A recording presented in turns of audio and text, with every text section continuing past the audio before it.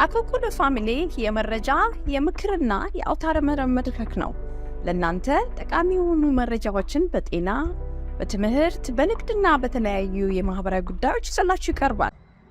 ለመሆኑ ከአሜሪካ ህገ መንግስት ውጪ በዚህ ሀገር ላይ የሚመጣ ህግ አለ እንዴ? ህግ የለም። ምክንያቱም የአሁኑ የአሜሪካ ፕሬዝዳንት ብዙ ህጎችን የሚተላለፍ ህጎችን ሲያስተላልፍ ኤግዜኪቲቭ ኦርደር ሲያስተላልፍ ፍርድ ቤቶች እየገቡ ያስቆሙ ነበረ። እስከ መቼ? እስከ ቅርብ ጊዜ ድረስ። ባለፈው ሳምንት የተላለፈው ህግ ግን ይሄንን ሁሉ ይሽራል፣ የአሜሪካንን ታሪክ ይቀይራል። ምክንያቱም ይሄ ያስተላለፉት ሪፐብሊካኖች እየሰሩበት ያለው ህግ እና የጸደቀው ህግ ምን ይላል መሰላችሁ? ኖ ሮግ ሩሊንግ አክት ይባላል። ምን ማለት ነው? ሮግ ማለት ካለው የሀገሪቱ የአስተዳደር ዘዴ መንግስት ከሚወስነው ውሳኔ በተቃራኒ መሄድ አይቻልም። በቃ በህገ መንግስቱ ጸድቋል። በህገ መንግስቱ ውስጥ ህግ ሆኖ ገብቷል። ይሄ የሆነበት ምክንያት ፕሬዚደንት ትራምፕ በቅርብ ጊዜ የሚያወጡት በተለይ ደግሞ ህገ መንግስቱን በሚጻረር መልኩ ወጥቷል ብለው የሚያምኑትን እነዚህ ዳኞች እየገቡ ያስቆሙ ነበረ። አንድ ትልቅ ምሳሌ ቬንዙዌላ በዚህ ሀገር ሲኖሩ የህጎችን ተጠቅሞ ከዚህ ሀገር እያስወጡ ወደየ ሀገሮች ይልኳቸው ነበረ። ይሄንን ግን እንዳይላኩ ያስቆመ የፌደራል ዳኛ ነው፣ የማዕከላዊ መንግስት ዳኛ ነው።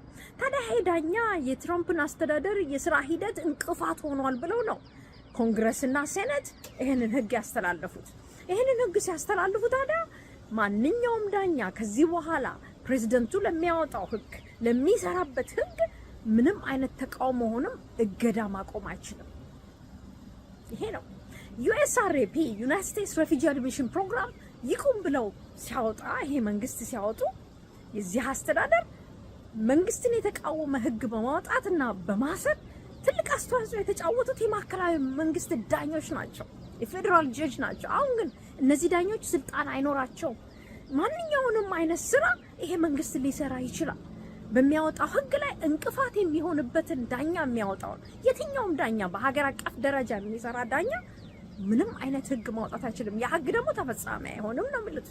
ይሄ ትልቅ ታሪክን የሚቀይር ነው። ምክንያቱም ህጉ በተለይ ደግሞ በኤግዜክቲቭ ኦርደር የሚወጣው በአጭር ጊዜ የሚወጣው ህጎች በሙሉ የሀገሪቱን ህገ መንግስት ይጥሳል። ሴኔትና ኮንግረስ እጅና ጓንት ሆነው የሚሰሩትን ስራ ሊሰሩ ያሉትን ሁሉ ያቆማል። ይሄ የሀገሪቱን ህዝብ መብት ይጥሳል። የሀገሪቱን ህዝብ በተለይ ደግሞ ስደተኛ ሆኖ እዚህ ሀገር የሚመጡትን ስደተኛ ሆኖ ስራቸውን የሚሰሩ ኑሯቸውን የሚኖሩትን መብታቸውን ይጥሳል። ይሄ አስጊ ደረጃ ነው። በምን መልኩ ሊቆም እንደሚችል ግን መፍትሄ የለውም። ምክንያቱም የሀገሪቱን የበላይ ህግ የሚያጸድቀው ይሄው ኮንግረስና ሴኔት ትልቅ ህግ አርጎ ህገ መንግስቱ ከቶታልና ነው። ብዙዎች ተቃውሞ አሰምተዋል። በተለይ ደግሞ በዲሞክራት በኩል ያሉት ምንድነው ያሉት? አሁን የሚወጡት ህጎች ወደፊትም ሊወጡ የሚችሉት በተለይ ደግሞ ስደተኞችን በተመለከተ ለምሳሌ ስደተኞች በ30 ቀን ውስጥ እንድትመዘገቡ፣ ስደተኞች በማንኛውም የስደተኛ ደረጃ አላችሁ የአሜሪካ ዜጋ አልሆናችሁ እንድትመዘገቡ፣ ከተመዘገባችሁ በኋላ ግን የፍርድ ቤቱን ሂደት ሳይከተሉ ማስወጣት እንዲችሉ ይህንን ሁሉ መንገዳቸውን እያጸዱ ያሉት ፍርድ ቤቶች በመሃላቸው ገብተው እንቅፋት እንዳይሆኑባቸው። ይህንን በተመለከተ እናንተ ዳኞቻችሁን ጠበቆቻችሁን ማማከር ትችላላችሁ። ምንድነው የምናደርገው? በየትኛው ህግ ነው እኛን የሚደግፈን? አሁን እንግዲህ የሚወጡት ህጎች በሙሉ በተለይ ከማዕከላዊ መንግስት የሚመጡ ምንም አይነት ፍርድ ቤት አያቆማቸውም። ስለዚህ እኛ እንዴት ነው መብታችን ሊጠበቅ የሚችለው የሚለውን ነገር ጠበቆቻችሁን በቅርበት ቀርባችሁ እንድታማክሯቸው መፍትሄ ሀሳብ እንድትፈልጉ ነው። ለማንኛውም ግን ሊንኩን ዩቲዩብ ቪዲዮ ኮሜንት ውስጥ አስቀምጥላችኋለሁ። መልካም ጊዜ። ዌብሳይታችንን akolkulufamily.com ይጎብኙ። በሶሻል ሚዲያም ከተሉን። አኮኩሉ ፋሚሊ